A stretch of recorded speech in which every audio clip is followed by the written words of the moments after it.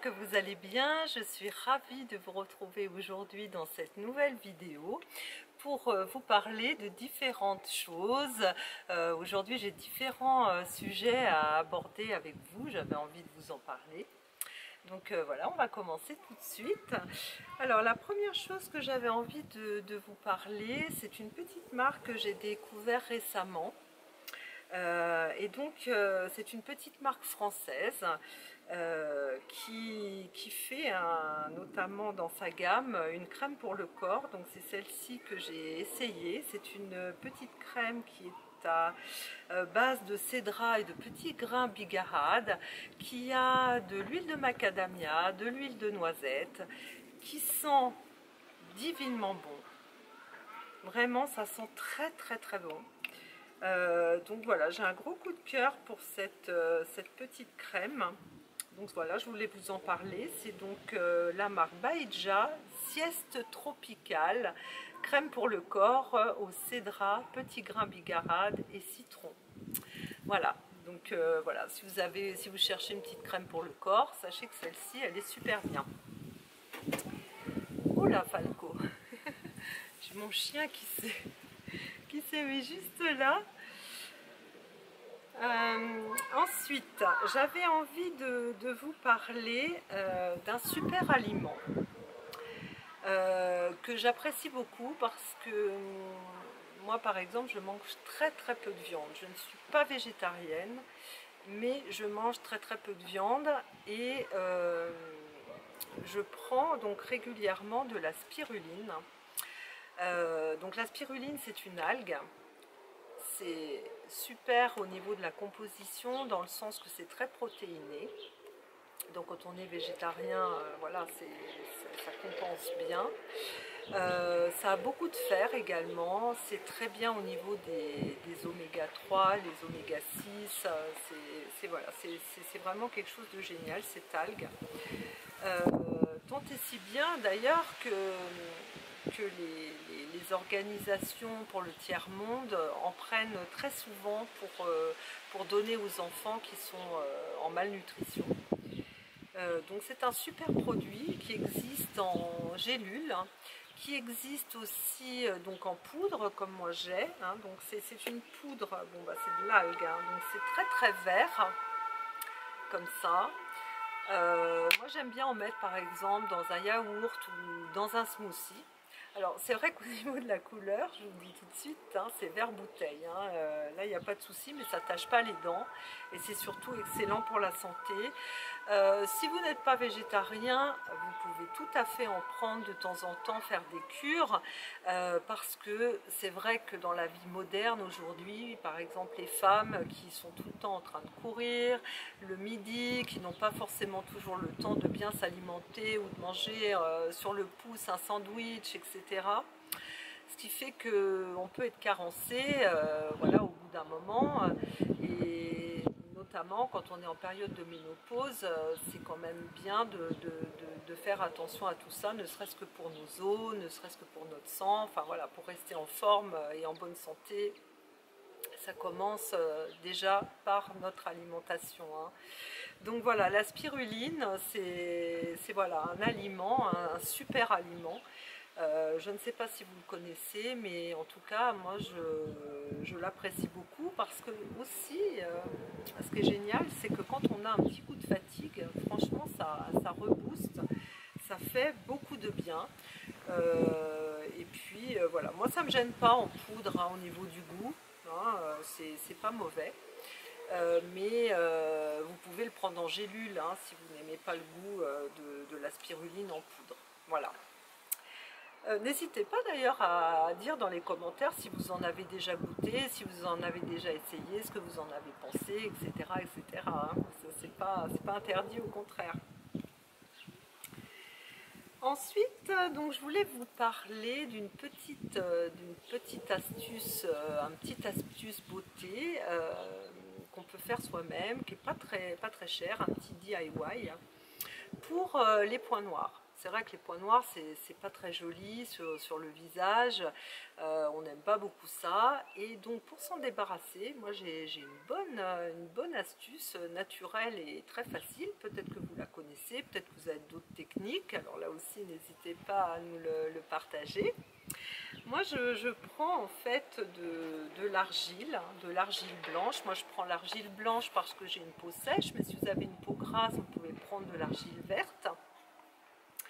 Mais pour les peaux matures qui sont un petit peu plus fines, un petit peu plus déshydratées, souvent moi je vous conseille quand même l'argile blanche qui est quand même plus douce. Et donc je mets une cuillère à soupe, mais une cuillère en bois, hein. Toujours des cuillères en bois pour manipuler tout ce qui est produit comme cela, pardon, pour éviter justement que les actifs s'en aillent, hein. Et puis je vais rajouter dedans de l'huile de jojoba pour faire une petite pâte. Pourquoi je me prends l'huile de jojoba? Parce que cette huile, on va dire qu'elle est la plus universelle, la plus neutre, et c'est surtout celle qui ressemble plus à notre sébum humain.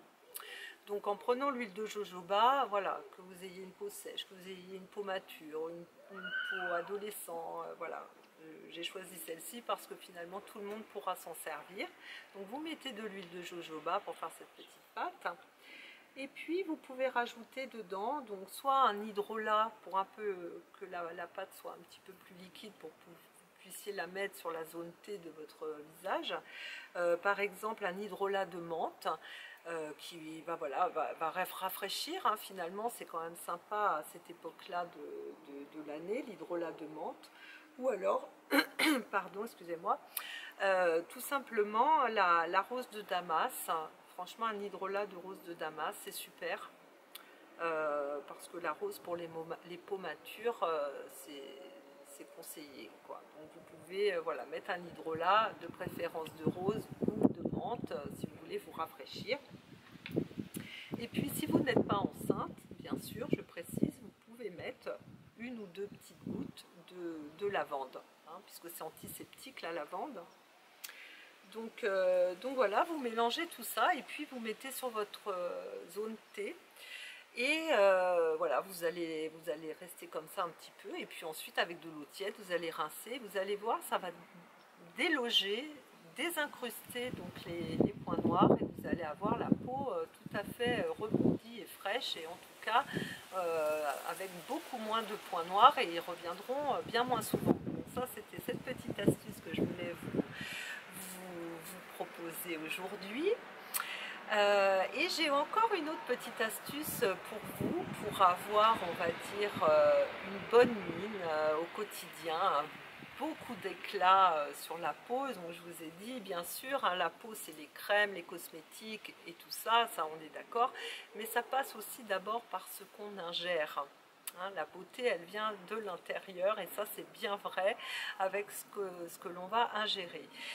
Donc si le matin vous prenez à jeun, franchement c'est quand même quelque chose de super sympa. Vous prenez donc du citron, vous pressez un citron, vous mettez de l'eau tiède et vous allez, pour encore plus d'éclat, râper un petit peu de gingembre dans cette eau citronnée.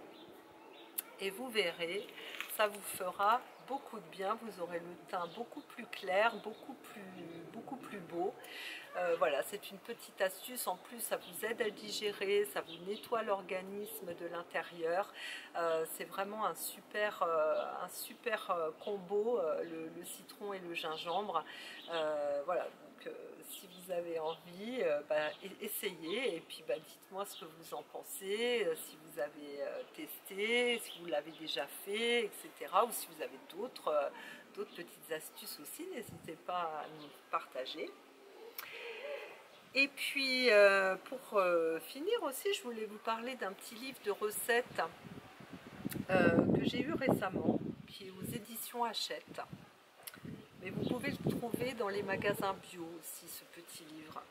Moi je l'aime beaucoup parce que ce sont des recettes très très faciles à réaliser. Voilà, des recettes avec une très jolie illustration. Ce sont des recettes vraiment toutes simples, toutes faciles, biologiques. Voilà, c'est vraiment un petit bouquin super sympa, pas très cher en plus. Donc voilà, si vous cherchez des recettes bio les plus faciles du monde, hein, c'est le titre du livre, eh bien écoutez, vous pouvez vous tourner vers ce petit livre qui est très très sympa. Enfin moi je l'apprécie beaucoup. Et puis donc pour finir, je voulais vous dire aussi que je n'oublie pas, voilà, je voulais vous dire aussi que donc là on est en été et donc je suis tombée sur un chiffre qui est le suivant, 600 000 tonnes de déchets plastiques sont rejetés dans la mer Méditerranée.